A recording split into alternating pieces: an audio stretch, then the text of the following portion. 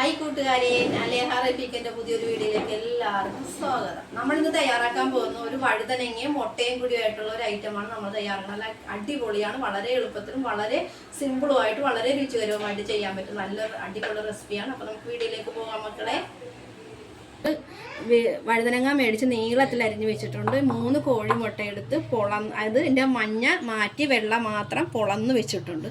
പിന്നെ നമുക്ക് തക്കാളി, പച്ചമുളക്, ചെറിയ ഉള്ളി, വെളുത്തുള്ളി, ഇടിച്ച മുളക്, പിന്നെ ആവശ്യത്തിനുള്ള ഉപ്പ്, മഞ്ഞൾപ്പൊടി, എല്ലാ സാധനങ്ങളും അങ്ങനെയുള്ള ആവശ്യങ്ങളായിട്ടുള്ള സാധനങ്ങളെല്ലാം ഉണ്ട്. അപ്പോൾ ഞാനൊരു പാൻ വെച്ചിട്ടുണ്ട്. പാനിലോട്ട് നമുക്ക് ആവശ്യത്തിനുള്ള എണ്ണ ഒഴിച്ച് കൊടുക്കാം. ഞാൻ ആവശ്യത്തിനുള്ള എണ്ണ ഒഴിച്ച് കൊടുത്തിട്ടുണ്ട്. ഇപ്പോൾ നമ്മുടെ എണ്ണയൊക്കെ ചൂടായിട്ടുണ്ട്. നമുക്ക് ആവശ്യത്തിനുള്ള കടുകിട്ട് കൊടുക്കാം. അപ്പോൾ നമ്മുടെ കടുകൊക്കെ നല്ലോണം പൊട്ടിയിട്ടുണ്ട്. നമുക്കിനി ഇതിനകത്തോട്ട് 2 വറ്റൽമുളക് മുറിച്ചിട്ട് കൊടുക്കാം. ഇതെല്ലാം കൂടി നമുക്കൊന്ന് വഴറ്റിയെടുക്കാം. മുളകൊക്കെ നല്ലോണം മുറിച്ചിട്ടുണ്ട്. നമുക്കിനി ആവശ്യത്തിനുള്ള ഞാനൊരു 10-25ഓളം കൊച്ചുള്ളി എടുത്തിട്ടുണ്ട്. ആ കൊച്ചുള്ളി നമുക്ക് ഈ എണ്ണയിടകത്തായിട്ട് ഒന്നൊന്ന് വഴറ്റിയെടുക്കാം. കൊച്ചുള്ളി നമ്മൾ ചതക്കരുത്, മുഴുവത്താതെ തന്നെ ഇടണം. അതാണ് നല്ലൊരു ടേസ്റ്റാണ്, അടിപൊളിയാണ്.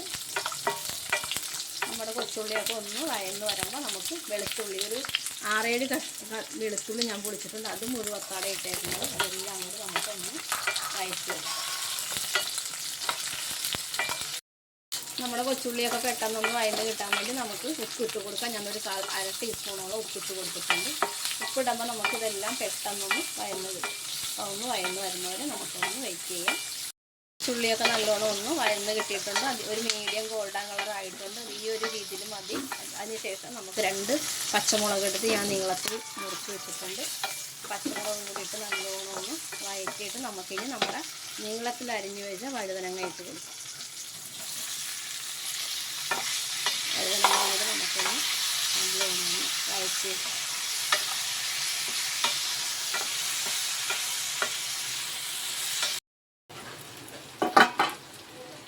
വഴുതനങ്ങയൊക്കെ നല്ലോണം ഒന്ന് വാടി കിട്ടിയിട്ടുണ്ട്. നമുക്ക് നമ്മുടെ തക്കാളി, ഞാനൊരു തക്കാളി, നല്ല പഴുത്ത തക്കാളി എടുത്ത് ചെറുതാക്കി കട്ട് ചെയ്ത് വെച്ചിട്ടുണ്ട്. നമുക്ക് ആ തക്കാളി ഇട്ട് കൊടുക്കാം. എല്ലാം കൂടി നല്ലോണം ഒന്ന് ഇളക്കി കൊടുക്കാം. അടിപൊളി ടേസ്റ്റാണ്, നല്ല വെറൈറ്റി ആയിട്ടുള്ളൊരു വഴുതനങ്ങ പൊടിച്ചതാണ്. ഇനി നമുക്ക് ആവശ്യത്തിനുള്ള മഞ്ഞൾപ്പൊടി ഇട്ട് കൊടുക്കാം.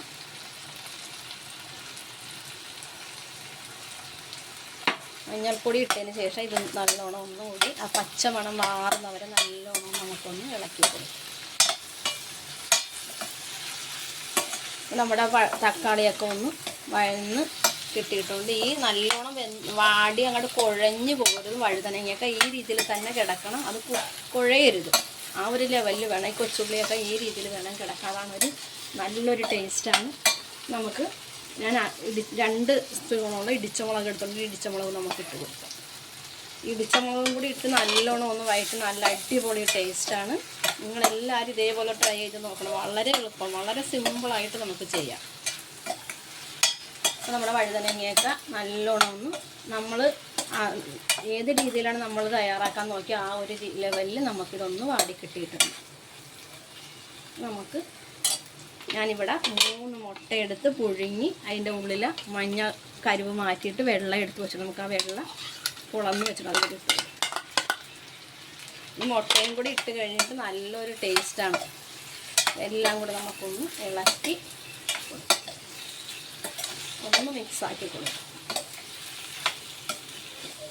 ചേച്ചിയുടെ വീഡിയോ കണ്ട് എല്ലാവർക്കും ഇഷ്ടപ്പെട്ടെങ്കിൽ ചേച്ചിയുടെ വീഡിയോ ഒന്ന് ലൈക്ക് ചെയ്തേക്കണേ മക്കളെ. ലൈക്ക് ചെയ്ത് ഒക്കെ നിങ്ങളുടെ ഫ്രണ്ട്സിനും എല്ലാവർക്കും ഒന്ന് ഷെയർ ചെയ്ത് കൊടുക്കണം. നിങ്ങളുടെ സപ്പോർട്ട് ഉണ്ടെങ്കിൽ മാത്രമേ ചേച്ചിക്ക് മുന്നോട്ട് പോകാൻ പറ്റുള്ളൂ. അപ്പോൾ നമ്മുടെ അടിപൊളി വഴുതനങ്ങ റെഡി ആയിട്ടുണ്ട്. അപ്പോൾ ഈ രീതിയിൽ നിങ്ങളൊന്ന് തയ്യാറാക്കിയേക്ക്. നമുക്കിത്